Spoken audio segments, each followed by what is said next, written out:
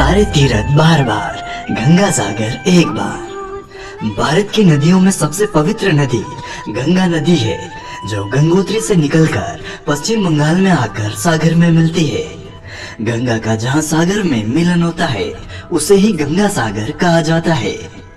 गंगा सागर भारत के सभी तीर्थों में से एक महातीर्थ है, जहाँ पश्चिम बंगाल में आयोजित होने वाले सभी बड़े मेलों में से सबसे बड़ा मेला लगता है, जिसे गंगा सागर मेला कहते हैं। माता गंगा इसी स्थान पर आकर सागर में मिलती है। कहा जाता है इसी स्थान पर कभी राजा सगर के 60,000 पुत्रों को मोक्ष प्राप्त हुआ था। गंगा सागर धाम सदियों से सांस्कृतिक और आध्यात्मिकता का प्रतीक रहा है। माना जाता है कि इस यात्रा के दौरान पवित्र जल में स्नान करने से समस्त पापों का नाश होता है और इस जन्म मरण के बंधन से आत्मा को मुक्ति मिल जाती है। हिंदू धर्म ग्रंथों में इसकी चर्चा मोक्ष धाम के तौर पर की गई है, जहां मकर संक्रांति पर लाखों श्रद्धालु मोक्ष की कामना लेकर सागर संगम में पुण्य की डुबकी लगाते हैं। आइए आपको गंगा सागर की यात्रा करवाते हैं, साथ ही आपको इस अद्भुत स्थान की पूरी कथा और जानकारी भी आपको देंगे, तो आप इस वीडियो को पूरा जरूर देखिएगा। गंगा सागर की यात्रा का प्रारंभ कोलकाता शहर से होता है। जैसे ही सूर्य ब्रह्मपुत्र नगर के प्राचीन शहर पर उगता है, आध्यात्मिक उत्साह जाग उठता है और इसी के साथ विभिन्न देशों से आए भक्त इस दिव्य यात्रा पर निकल पड़ते हैं। यह स्थान एक द्वीप पर है, जो चारों ओर से समुद्र से घिरा हुआ है। इस कारण इसे सागर द्वीप भी कहा जाता है। यह द्वीप लगभग 2.5 लाख की आबादी वाला द्वीप है, जहां चलने वाली फेरी या नाव से हमें सागर द्वीप तक पहुंचना होता है। यहाँ चलने वाली इस फेरी से करीब 40 मिनट के अद्भुत सफर के बाद भक्त सागर द्वीप पहुँचते हैं, जहाँ से वाहनों के माध्यम से यहाँ से करीब 32 किलोमीटर की दूरी पर स्थित गंगा तट पर पहुँचा जाता है। यहाँ से दूर दूर तक केवल पानी ही पानी दिखाई देता है। यहाँ माता गंगा का कोई मंदिर नहीं है। यहाँ जल में खड़े होकर ही पूजा पाठ, पिंडदान और स्नान आदि करने के बाद भक्त इसी तीर्थ स्थल पर कपिल मुनि के मंदिर की ओर जाते हैं। कपिल मुनि को भगवान नारायण का ही अवतार माना जाता है। यहाँ स्थित यह एक नया मंदिर है। कहा जाता है यहाँ का प्राचीन मंदिर समुद्र के तूफान से नष्ट हो गया था, जिसके बाद इस नवीन मंदिर की स्थापना की गई। दोस्तों, इस मंदिर में 3 मूर्तियाँ हैं। मुख्य मंदिर में कपिल मुनि की मूर्ति है, जिनके साथ गंगा मैया और राजा सगर की मूर्ति स्थापित है। इसी मंदिर परिसर में 2 और मंदिर है, जिनमें से एक राधा कृष्ण और दूसरा वन देवी को समर्पित है। इसके अलावा मुख्य मंदिर के साथ ही एक देवराज इंद्र और एक अश्व की मूर्ति भी स्थापित है। मान्यता है कि गंगा सागर की तीर्थ यात्रा सैकड़ों तीर्थ यात्राओं के समान है। हर किसी को यहाँ आना नसीब नहीं होता था। इसका अनुमान हम इस प्रसिद्ध लोकोक्ति से लगा सकते हैं, जिसमें कहा गया है कि सारे तीर्थ बार बार, गंगा सागर एक बार। हालांकि दोस्तों, यह उस जमाने की बात है जब यहाँ पहुँचना बहुत ही कठिन था।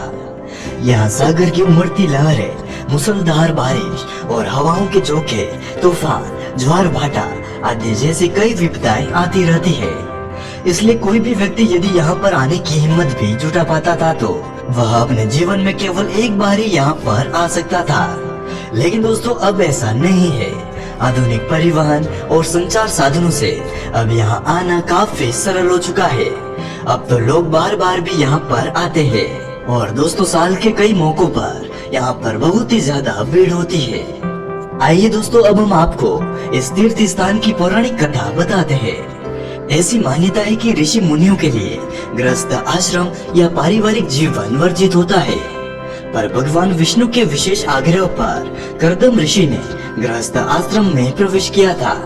उन्होंने भगवान विष्णु के समक्ष एक शर्त रखी थी कि भगवान विष्णु को उनके पुत्र रूप में जन्म लेना होगा। भगवान विष्णु ने यह शर्त मान ली और कपिल मुनि का जन्म हुआ। कपिल मुनि एक सिद्ध पुरुष थे, जिन्हें भूत, भविष्य और वर्तमान तीनों का ज्ञान था। उन्हें भगवान विष्णु का अवतार ही माना जाता था। आगे चलकर जहां आज गंगा और सागर का मिलन स्थल है, वहीं पर कपिल मुनि आश्रम बनाकर तपस्या करने लगे।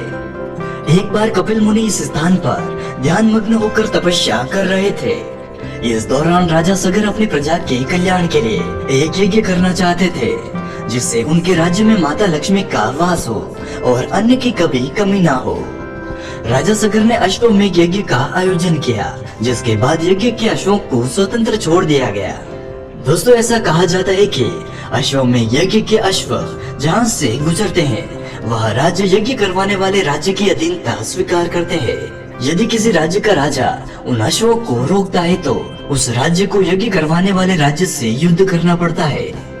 मृत्यु लोक पर राजा सगर द्वारा बहुत ही अधिक पुण्य अर्जित करने के कारण राजा सगर के इस यज्ञ से स्वर्ग के राजा इंद्रदेव को भय लगने लगा था। इंद्रदेव को लगा कि यदि राजा सगर अपना यह यज्ञ भी पूरा कर लेंगे तो शायद मेरा इंद्रासन मुझसे छीन सकता है। इसी भय से उन्होंने एक योजना बनाई और उसी योजना के तहत यज्ञ के घोड़े को पकड़कर कपिल मुनि के आश्रम में बांध दिया। अचानक यज्ञ के अश्व गायब होने की बात जब राजा सगर को पता चली तो उन्हें विश्वास ही नहीं हुआ। वे अचंभित थे कि उनके घोड़े को कोई चुरा भी सकता है। राजा सगर ने यज्ञ अश्वों की रक्षा के लिए अपने 60,000 पुत्रों को भेजा। राजा सगर के 60,000 पुत्रों ने जब पृथ्वी की सब जगह पर उन अश्वों में यज्ञ के घोड़े को ढूंढा था, लेकिन वह अश्व कहीं पर भी नहीं मिले। अंत में अश्व कपिल मुनि के आश्रम में देखे गए। राजा सगर के पुत्रों को लगा कि यह अश्व कपिल मुनि ने चुराए हैं। उन राजकुमारों ने साधनारत ऋषि से नाराज होकर उन्हें अपशब्द कहे। देवराज इंद्र की चाल से अनजान कपिल मुनि इस झूठे आरोपों और उनकी साधना में विघ्न डालने से क्रोधित हो गए।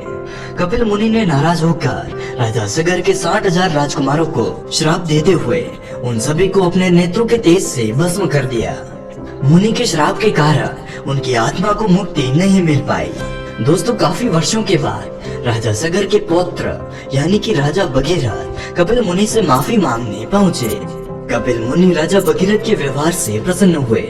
उन्होंने गंगा जल से राजा सगर के 60,000 मृत पुत्रों को मोक्ष देने का उपाय समझाया और उन्होंने कहा कि जब गंगा की धारा उनकी अस्थियों को स्पर्श करेगी तब उनके 60,000 पितरों को मोक्ष प्राप्त होगा।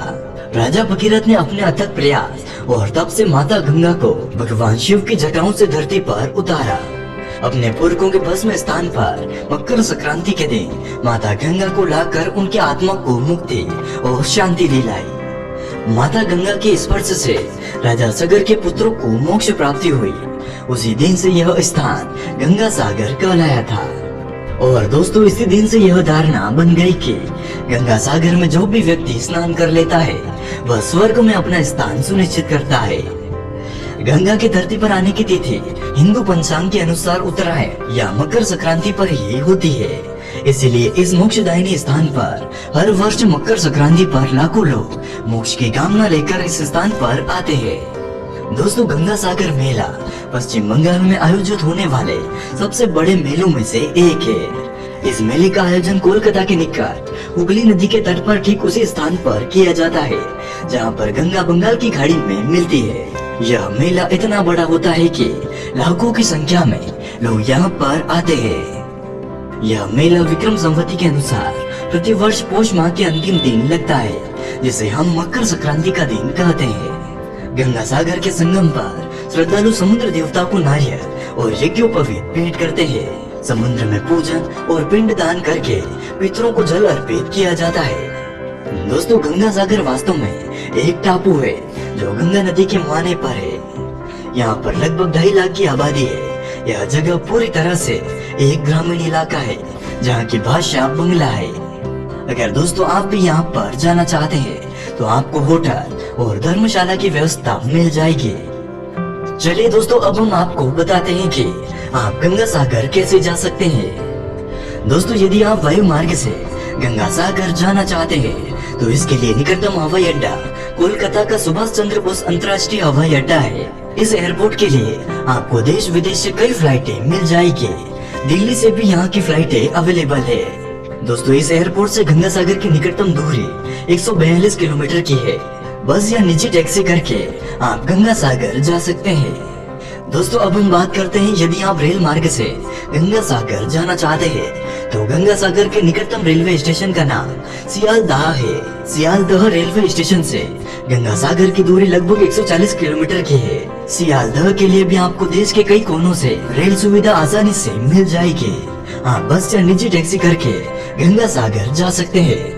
लेकिन दोस्तों, यदि आप गंगा सागर सड़क मार्ग के माध्यम से जाना चाहते हैं तो आपको बताना चाहते हैं कि पश्चिम बंगाल की राजधानी कोलकाता देश के विभिन्न बड़े राज्यों से जुड़ा हुआ है।